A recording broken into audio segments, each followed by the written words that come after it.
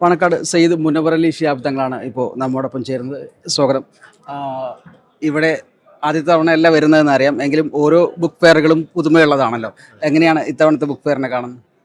എല്ലാ വർഷം വരുമ്പോൾ അതിൻ്റേതായ പുതുമകൾ നമ്മൾ കണ്ടുകൊണ്ടിരിക്കുകയാണ്.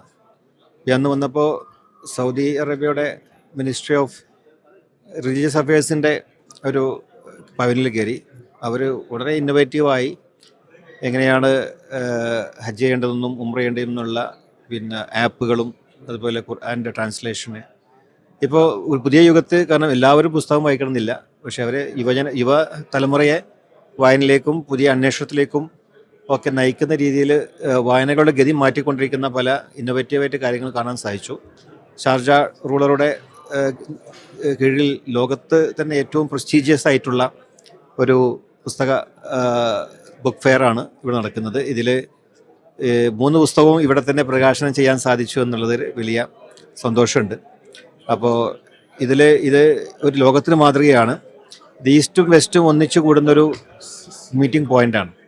അപ്പോൾ ഇവിടെ ലോകത്തെ എല്ലാ സൃഷ്ടികളും, ലിറ്ററേച്ചറുകൾ, പുതിയ കാര്യങ്ങളെക്കുറിച്ച്, AI-യെക്കുറിച്ച്, ടെക്നോളജികളെക്കുറിച്ച് ഒക്കെ പഠിക്കാനും അതിന് ഒക്കെ ഈ പ്രസാധകർ അവർ ഇറക്കുന്ന പുസ്തകങ്ങൾ വളരെ അധികം ക്രെഡിബിലിറ്റിയുള്ള പുസ്തകങ്ങളാണ്. അങ്ങനെ വായിച്ചു വളരുന്ന സമൂഹത്തിന് സമ്മാനിക്കാനുള്ള ഏറ്റവും വലിയ സമ്മാനം കൂടിയായി ഇതൊരു ഇൻസ്പിറേഷൻ ആയിക്കൊണ്ട് മാറിയിരിക്കുകയാണ്.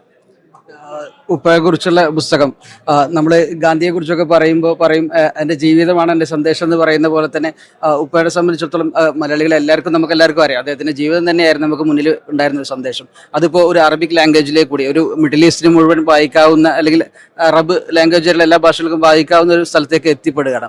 അപ്പോൾ അതിൻ്റെ ഒരു സന്തോഷവും അല്ലെങ്കിൽ അതിൻ്റെ ഒരു എങ്ങനെയാണ്? തീർച്ചയായും വാപ്പ ഏറ്റവും കൂടുതൽ ബന്ധമുള്ള രാജ്യം അറബ് രാഷ്ട്രമാണ്. അവിടുത്തെ എല്ലാ രാഷ്ട്ര തലവന്മാരും വാപ്പയുടെ അടുത്ത ആളുകളായിരുന്നു. വാപ്പയെ കൂടെ പഠിച്ച ആളുകൾ അറബികളായിരുന്നു.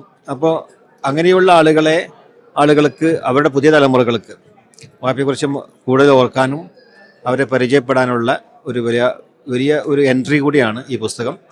ഇതിൽ നമുക്ക് അറബ് ലോകത്ത് പോകുമ്പോഴൊക്കെ വാപ്പയെക്കുറിച്ച് പറയുമ്പോൾ വാചാല ആവാറുണ്ട്. അവർക്ക് കൊടുക്കാനുള്ളൊരു സമ്മാനമായിക്കൊണ്ട് ഈ പുസ്തകത്തെ ഞാൻ കാണുകയാണ്. ഏറെ തിരക്ക് പിടിച്ച ലൈഫാണെന്ന് അറിയാം, പൊളിറ്റിക്സും ബാക്കി റിലീജിയസ് എല്ലാം കൂടി. ഇതിനിടയ്ക്ക് തങ്ങളുടെ പേഴ്സണൽ വായന എങ്ങനെ നടക്കുന്നത്?